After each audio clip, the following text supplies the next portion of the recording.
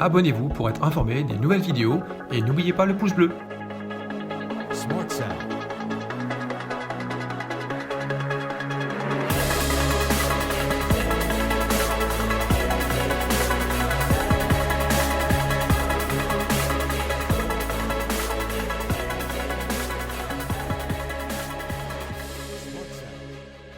Salut, aujourd'hui, en partenariat avec le site Maxouti, nous allons tester le Milwaukee PH26T. C'est un perforateur burineur filaire de la marque américaine. Il est équipé d'un mandrin en SDS+, comme toutes les marques professionnelles, et il a une force de frappe de 2,4 joules. C'est un moteur 800 watts.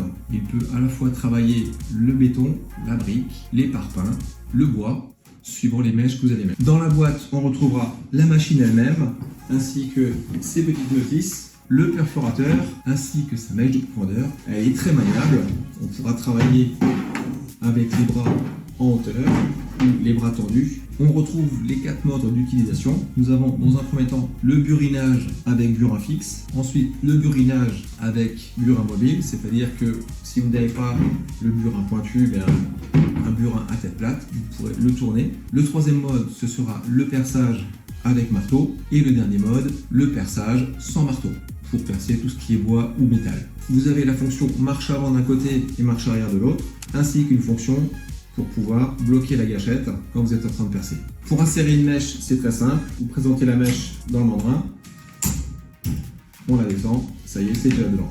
Pour éjecter la mèche, vous tirez le mandrin en arrière et ça sort tout seul. On va ensuite la passer en perceuse à marteau. Et donc ici on a un bon gros mur en béton armé. Est-ce que ça perce?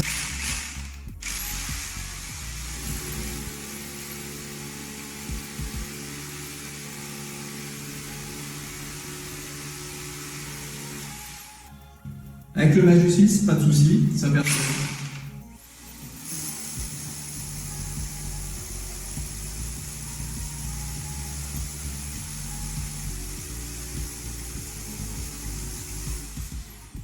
Elle y va, de ce côté-là, il n'y a pas de souci. Aucun problème en 10 aussi, ça perce aussi.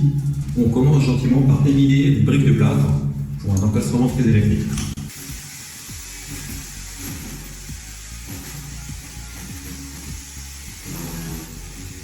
Pour ma part, je trouve que c'est un très bon chevilleur, c'est-à-dire pour faire des petits trous, pour pouvoir mettre des chevilles, que ce soit dans de la brique, que ce soit dans du plâtre, ou même dans du béton armé comme ici.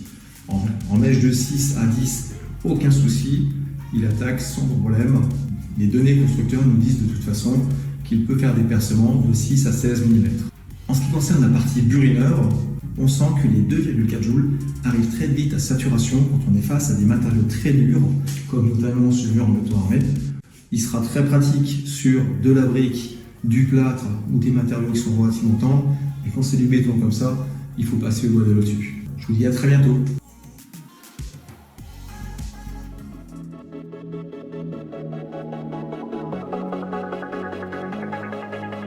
Abonnez-vous pour être informé des nouvelles vidéos et n'oubliez pas le pouce bleu.